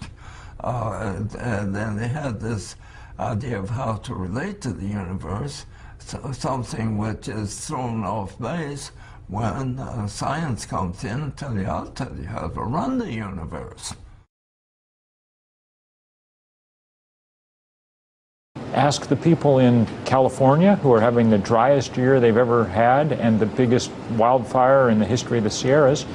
Due to global warming, the South Pole and North Pole ice quite rapidly now melting. So sea level rising. And also the climate now change. And also earthquake. All these. More and more of the world's fertile land is being used up. The other problem is that the very methods of industrial agriculture are diminishing the soil. We degrade the soil at a rate that it can't renew itself in time for us to continue producing enough food. One thing I ought to mention, one bad thing I should mention, is the loss of biodiversity, which is also so severe now that scientists are talking about us being in the 6th greatest extinction spasm that the Earth has ever known. We're losing species probably 1,000 times faster than the natural background rate of species extinctions. In the next 40 to 50 years, we're going to see the extinction of more species than we've seen in the past 65 million years. Freak weather patterns. I live in Princeton, New Jersey. There was virtually no snow this winter. We've already seen in early March temperatures soaring up to 80 degrees. The droughts, and agronomists have determined that for every 1 degree rise in the Earth's temperature, there's a 10% reduction in crop yields. The consequences of catastrophic global warming are ones which will create such severe dislocations on the planet that it will become indeed extremely hard for systems of sustenance to even maintain themselves. What Colin is saying is this decline will mean fuel shortages and prolonged economic turmoil. We are seeing the consequences everywhere we look, the shrinking glaciers, the thinning ice sheets, the more powerful hurricanes and the more severe droughts, the shifting plant and insect populations, the higher ocean acidity. Peak oil could in fact mean widespread hunger and even famine on a global scale. The difference is that this time when our civilization goes down, the whole planet's going to go down with us. The folly of allowing the fossil fuel industry to determine our relationship to the ecosystem. The folly of embracing an ideology of limitless expansion and consumption. At this point it's quite clear what the consequences of that will be, and yet we cannot wrest ourselves from these systems or from the benefits that those of us in the wealthy industrialized world derive from these systems. We stand on the verge of one of the bleakest periods in human history, when the bright lights of civilization blink out and we will descend for decades, if not centuries, into barbarity. Do you really think that's ahead? If there's not a radical change in the way we relate to the ecosystem that sustains life, yes. Global oil production will peak. The global economy will be devastated by it. We'll see oil wars. Everything will change as a consequence, and yet people won't be talking about the oil peak. They'll be talking about the unemployment figures. They'll be talking about the high price of food. They'll be talking about the fact that you can't get on an airliner and travel anymore because all of the airline industry has collapsed. There are only a few carriers still in business, and the tickets are astronomically expensive. They'll be talking about the latest war or terrorist incident, and they will have completely lost sight of the one event that caused all of those effects. We are all from the earth. And when the earth, the water, the atmosphere is corrupted, then it will create its own reaction. Mother is reacting. In the Hopi prophecy, they say the storms and floods will become greater.